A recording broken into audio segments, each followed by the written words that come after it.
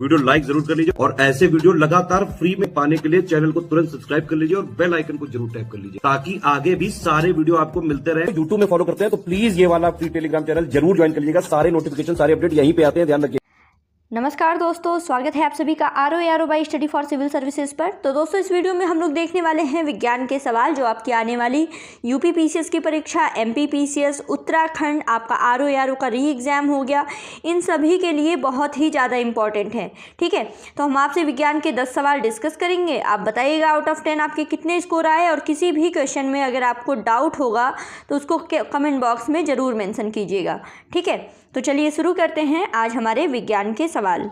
तो हमारा पहला सवाल है कि निम्नलिखित में से आपको गलत विकल्प का चयन करना है, कि बताना है गलत वाला कौन है। दिया गया कि वायुमंडल में उपस्थित ओजोन परत की मोटाई मापने के लिए डॉप्सन इकाई का प्रयोग किया जाता है। ठीक है, ओजोन परत की मोटाई मापने के लिए डॉप्सन इकाई। फिर दूसरा स्टेटमेंट है कि जल के प्रवाह की दर को क्यूसेक में मापा जाता है। इसके अलावा माइक्रोन, नैनोमीटर, एंगस्ट्रॉम और फर्मी मीटर में लंबाई की सबसे छोटी इकाई है माइक्रोन। तो आपको बताना है कि इनमें से गलत कौन है। तो गलत कौन सा है इसमें? केवल तीसरा वाला। ठीक है, अब कैसे? तो देखिए, माइक्रोन, नैनोमीटर, एंगस्ट्रॉम और फर्मी मीटर में सबसे छोटी इकाई क्या होगी? ये होगी फर्मी मीटर। ठीक है, कितना होता है? 10 की पावर -15। एंगस्ट्रॉम कितना होता है? 10 की पावर -10। नैनोमीटर होता है 10 की पावर -9। तो इन सब में सबसे छोटा कौन है? फर्मी मीटर है, ना कि माइक्रोन है। ठीक है, माइक्रोन तो सबसे बड़ी होगी। और इसके अलावा जो आपने देखा डॉप्शन क्या होता है? ये ओजोन परत की मोटाई मापने में और जल की प्रवाह दर को क्यूसेक में मापा जाता है। ठीक, अब आगे अगले सवाल की तरफ बढ़ते हैं। अगला सवाल दिया गया है कि नीचे दिए गए निम्नलिखित कथनों पर विचार करना है और इसमें से आपको सही विकल्प बताना है कि सही वाला कौन सा है। दिया गया कि एक बैरल तेल में लगभग 159 लीटर का होता है। ठीक है, एक बैरल तेल में 159 लीटर और एक बैरल तेल में 42 गैलन होते हैं। ठीक है, यानी बैरल में 159 लीटर और बैरल में 42 गैलन। ठीक, पहला स्टेटमेंट। दूसरा है कि विद्युत विभव जो है ये एक अदिश राशि है। एक अदिश राशि मतलब इसमें सिर्फ परिमाण है, दिशा नहीं है। ठीक, और तीसरा विद्युत क्षेत्र जो है एक सदिश राशि है और विद्युत क्षेत्र का SI मात्रक जो होता है वो जूल प्रति कूलाम होता है। ठीक है, अदिश सदिश पता ही होगा आप लोगों को। अदिश राशि में केवल परिमाण होता है, सदिश में परिमाण और दिशा दोनों होती है। तो इसमें आपको सही विकल्प बताना है कि भाई कौन सा विकल्प जो है वो सही है। तो इसमें देखिए पहला और दूसरा सही है। अब इसके बारे में पढ़ लेते हैं। तो देखिए ये एग्ज़ाम में पूछा गया है, याद कर लीजिएगा कि एक बैरल में कितना होता है? 159 लीटर होता है और दूसरा एक बैरल में 42 गैलन होते हैं। ठीक है, विद्युत विभव जो है ये है अदिश राशि जिसका मात्रक जो होता है वो होता है जूल प्रति कूलाम। ठीक है, जूल प्रति कूलाम विद्युत विभव का मात्रक होता है। विद्युत क्षेत्र तो है वो सदिश राशि है, लेकिन इसका मात्रक जो है वो जूल पर कूलाम नहीं होता है, वो न्यूटन पर कूलाम होता है। तो इसलिए तीसरा जो है वो गलत हो गया, पहला और दूसरा सही है। ऑप्शन ए यहाँ पे सही बनेगा। अब आगे बढ़ते हैं। अगला दिया गया कि निम्नलिखित कथनों पर आपको विचार करना है और सही वाला विकल्प बताना है कि कौन सा सही है। दिया गया है कि पारिस्थितिकी दाब इसका SI मात्रक होता है बार। ठीक है, यानी एटमॉस्फेरिक प्रेशर का जो SI यूनिट है वो होती है बार। फिर दूसरा देखिए दाब का SI मात्रक होता है पास्कल और पास्कल 1 न्यूटन प्रति वर्ग मीटर के बराबर होता है। तीसरा एक पिकोग्राम यानी 10 की पावर -12 ग्राम के बराबर होता है। एक पिकोग्राम बराबर होता है 10 की पावर -12 ग्राम। और चौथा स्टेटमेंट है कि कैलोरी, अर्ग और सेंटीग्रेड ये ऊष्मा की इकाइयाँ हैं। तो इसमें आपको सही विकल्प बताना है कि भाई सही वाला कौन सा है। ठीक है, तो इसमें देखिए आगे बढ़ते हैं। इसमें दिया गया है कि केवल पहला, दूसरा और तीसरा सही है। तो इसके बारे में सुन लीजिए कि जो चौथा स्टेटमेंट है ये दिया गया है कि कैलोरी, और अर्ग ये तो ऊष्मा की इकाइयाँ हैं, लेकिन जो सेंटीग्रेड होता है ना ये ऊष्मा की नहीं, ये तापमान की इकाई होती है।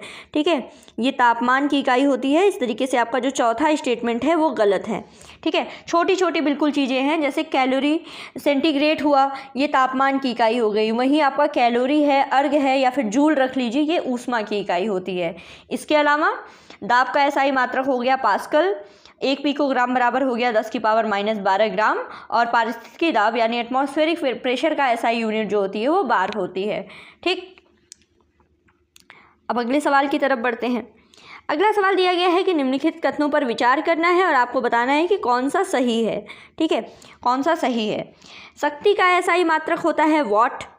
फिर नौ संचालन में प्रयुक्त दूरी को मापने की इकाई होती है समुद्री मील, जिसको नॉटिकल माइल कहा जाता है। फिर है एक अश्व शक्ति में लगभग 7.5 किलोवाट होते हैं, और ध्वनि की सापेक्ष प्रबलता को मापने के लिए डेसिबल का प्रयोग किया जाता है। ठीक है, तो इसमें आपको बताना है कि कौन सा सही विकल्प है। तो सही विकल्प है इसमें केवल पहला, दूसरा और चौथा। अब तीसरा गलत कैसे है? तो अश्व शक्ति में देखिए 7.5 किलोवाट नहीं होते हैं। देखिए एक अश्व शक्ति यानी हॉर्स पावर, एक हॉर्स पावर बराबर कितना होता है? हम सभी ने पढ़ा है कि एक हॉर्स पावर में होता है 746 वाट। ठीक है, 746 वाट होता है। अब आप इसको किलोवाट में कन्वर्ट करेंगे तो इसका मतलब क्या है कि 1000 से आप इसमें भाग देंगे। ठीक है, 100 से, तो ये क्या होगा, या सॉरी 1000 से भाग देंगे। 1 किलो इसको वाट में कन्वर्ट करने के लिए आप इसको 1000 से भाग देंगे, तो ये आपका आएगा लगभग अप्रॉक्स आएगा 0.75 किलोवाट। ठीक है, 0.75 किलोवाट। तो इस तरीके से आपका जो ऑप्शन है 7.5 वाट ये गलत है। 7.5 किलोवाट गलत होगा, ये होगा 0.75 किलोवाट। तो तीसरा स्टेटमेंट गलत, बाकी और 3 सही हैं। पहला वाला शक्ति की एसआई मात्रक वाट हो गया, नौ संचालन में नॉटिकल माइल का यूज़ करते हैं, और ध्वनि की सापेक्ष प्रबलता को मापने के लिए डेसिबल का प्रयोग करते हैं। पिछली क्लास में मैंने आप लोगों से देखिए यही पूछा था कि आप बताइए डॉप्सन और डेसिबल। ठीक है, डॉप्सन, डेसिबल, और तीसरा क्या होता है? तीसरा होता है डायोप्टर। ठीक है, इन तीनों के काफ़ी कंफ्यूजिंग है तीनों। ये तीनों किसको मापने में प्रयुक्त होते हैं ये आपको जान लीजिएगा। ये तीनों कंफ्यूजिंग है, डॉप्सन, डेसिबल और डायोप्टर। ठीक है, इसको पढ़ लीजिएगा। अब अगले सवाल की तरफ बढ़ते हैं। इसमें तो आपका ऑप्शन सी सही हो गया है। अब देखिए, निम्नलिखित कथनों पर आपको विचार करना है, बताना है कि गलत विकल्प कौन सा है। इसमें गलत विकल्प आपको बताना है। दिया गया कि 1 माइक्रोन जो है वो 1/100 मिलीलीटर के बराबर होता है, 1 माइक्रोन। फिर उसके बाद है कि मैक संख्या क्या है? ये उच्च वेग को प्रदर्शित करने के लिए प्रयुक्त की जाती है। तीसरा, एंगस्ट्रॉम का प्रयोग तरंग दैर्घ्य को मापने के संदर्भ में किया जाता है। तो इसमें गलत बताना है। तो देखिए तीसरा तो एकदम सही है, एंगस्ट्रॉम इसको ऐसे डिनोट करते हैं, इसके बराबर होता है 10⁻⁻10 इसकी यूनिट होती है। ठीक, तो इसको तरंग दैर्घ्य के मापने में कर दिए। मैक संख्या क्या हो गई? मैक संख्या जो है ये द्रव यांत्रिकी के संदर्भ में ये किसी माध्यम के सापेक्ष किसी वस्तु के वेग और उस माध्यम में ध्वनि की गति का अनुपात होती है। ठीक, तो उच्च वेग को प्रदर्शित करने के लिए प्रयुक्त की जाती है। और माइक्रोन क्या होता है? दूसरा भी स्टेटमेंट सही है। माइक्रोन जो दिया है कि 1/100 मिलीलीटर के बराबर होता है, तो ये गलत है। 1 माइक्रोन में आपका 10⁻⁻4 सेंटीमीटर की लंबाई को ये वो करता है, प्रदर्शित करता है। अगर इसको आप मिलीलीटर में कन्वर्ट करेंगे तो क्या होगा, ये इंटू इसमें 10 हो जाएगा, मिलीलीटर में कन्वर्ट हो जाएगा। ये होगा आपका 10⁻³ मिलीलीटर। ठीक है, मिलीमीटर। तो और इसको कन्वर्ट करेंगे तो ये आएगा आपका 1/1000, ना कि 1/100। तो इस तरीके से पहला गलत है। एक माइक्रोन जो है वो 1/1000 मिलीमीटर के बराबर होता है। ठीक है, मिलीमीटर।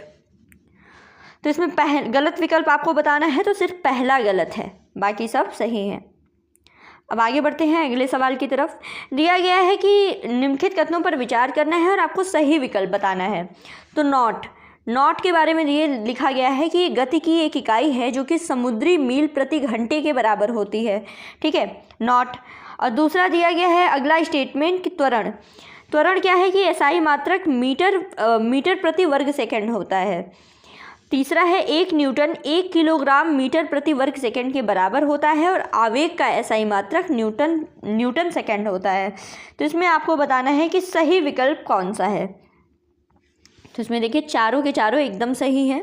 नॉट जो है गति की इकाई होती है जो कि समुद्री मील प्रति घंटे के बराबर होती है, ये तो सही है। त्वरण क्या होता है?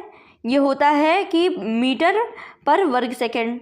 बल जो होता है 1 न्यूटन बराबर होता है कि 1 किलोग्राम मीटर प्रति वर्ग सेकंड। आवेग का एसआई मात्रक जो है न्यूटन सेकंड होता है। तो ये चारों सही हैं बिल्कुल। अब आगे बढ़ते हैं। अगला सवाल है, आपको गलत विकल्प बताना है कि एक टेरोमीटर में 10 की पावर 13 मीटर, एक माइक्रोमीटर में 10 की पावर -6 मीटर, एक खगोलीय मात्रक जो है ये 1.495 गुणा 10 की पावर 11 मीटर के बराबर होता है और पारसेक में 3.26 प्रकाश वर्ष होते हैं। तो गलत विकल्प बताइए कि इसमें गलत विकल्प कौन सा है। ठीक है, तो इसमें देखिए पहला ही गलत है। एक टेरामीटर बराबर क्या होता है? 10 की पावर 12 नहीं, -12 नहीं, 10 की पावर 12 मीटर होता है। ठीक है, इसके अलावा माइक्रोमीटर आप जानते ही हैं 10 की पावर -6। इससे पहले हमने पीछे पीको, एंगस्ट्रॉम, फर्मी इन सब के बारे में पढ़ लिया है। ठीक है, तो पहला इसमें गलत है। बाकी खगोलीय मात्रक याद कर लीजिएगा। खगोलीय मात्रक यानी एस्ट्रोनॉमिकल यूनिट क्या होती है? 1.495 गुणा 10 की पावर 11 मीटर। पारसेक आप जान रहे हैं, लाइट ईयर जान लीजिएगा, लाइट की स्पीड देख लीजिएगा। ये सब सवाल जो है एग्जाम में डिजिट वाले बिल्कुल डायरेक्ट आपको देते हैं। ठीक है, आपका जो भी सोर्स हो पढ़ने का उसमें से ये सारी चीज़ें एकदम रट जाइएगा। फिर अब आगे बढ़ते हैं। अगला सवाल है कि निम्नलिखित वस्तुओं में किस वस्तु का आकार सबसे मोटा होगा? ठीक है, किसका आकार सबसे मोटा होगा? प्रोटॉन का आकार, परमाणुवीय नाभिक का आकार, हाइड्रोजन अणु का आकार या फिर सामान्य जीवाणु की लंबाई। ठीक है, तो किसका आकार सबसे मोटा होगा? तो ये कैसे पता चलेगा? जब आपको इन सभी का आकार पता हो। देखिए, परमाणु का आकार क्या होता है? ये होता है 10 की पावर -15, 10 की पावर -15 मीटर। परमाणुवीय नाभिक का आकार कितना होता है? 10 की पावर -14 मीटर। ठीक, फिर हाइड्रोजन अणु का आकार कितना है? ये है 1 एंगस्ट्रॉम, 10 की पावर -10 मीटर। और सामान्य जीवाणु की लंबाई कितनी होती है? ये होती है 10 की पावर -8 मीटर। ठीक है, तो इसमें देखिए मैंने पहले भी बताया था पिछले वीडियो में भी कि अगर घात जो है धनात्मक है तो संख्या बढ़ती जाएगी तो वस्तु का आकार बढ़ता जाएगा। वहीं घात अगर ऋणात्मक है और जो डिजिट उसमें दी हुई है अगर वो बढ़ती जाएगी तो वस्तु का आकार छोटा होता जाएगा। ठीक है, तो इसमें सबसे बड़ा क्या है? ये है सामान्य जीवाणु की लंबाई 10 की पावर -8 मीटर। ऑप्शन डी यहाँ पे सही है। ठीक, अब अगले सवाल की तरफ बढ़ते हैं कि निम्नलिखित वस्तुओं को उनके द्रव्यमान के आकार के आधार पर आरोही क्रम में व्यवस्थित करना है। ठीक है, वस्तुओं को द्रव्यमान के आकार के आधार पर आरोही क्रम में व्यवस्थित करना है। दिया है मच्छर, वर्षा की बूंद, धूल का एक कण और लाल रुधिर कोशिका। तो इसमें अगर आपको नहीं भी पता है तो आप अपना कॉमन सेंस यूज़ कर सकते हैं। ठीक है, इसमें सबसे भारी क्या होगा? मच्छर होगा। ठीक है, सबसे ज़्यादा जो है वो मच्छर है, 10 की पावर -5। ठीक है, किलोग्राम में अगर बात करें।